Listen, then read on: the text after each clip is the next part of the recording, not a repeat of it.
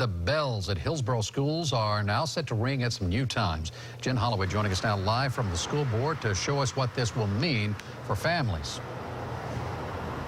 Well, Keith, this is a plan designed to save money. The Hillsborough school superintendent says they could save about $2.5 million each school year.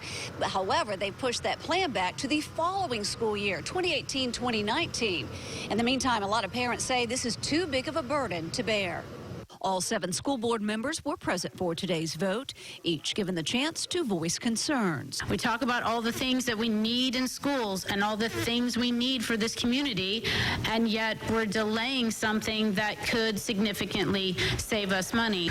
So now we have an entire school year where students, 10,000 students, every day are going to be late. Meanwhile, most parents we spoke with say the change will disrupt their lives. I've had to use alternative daycare, so before school starts and also after. Now the situation is unacceptable. You have very, very young children riding the bus for 2 hours. Superintendent Jeff Eakins defended his recommendation, referring to a recent poll he took of elementary principals, seeing students late for class day after day. There was 90% of the hands went up. That's way more than 40 schools. In the end, a motion was made by board member Griffin. I'd like to make a motion to uphold the superintendent's recommendation. It was then seconded by board member Valdez. Thank you, board members.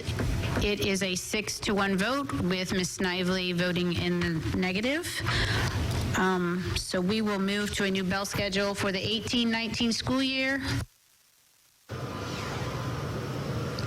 I was able to confirm tonight from the school district's public information officer that $2.5 million that they are earmarking in savings, that's going to be used for elementary school classes. They're going to offer them physical education classes along with art and music. Keith? Well, change is rarely easy, Jen, but how do parents handle this if this becomes a major impact on their schedules?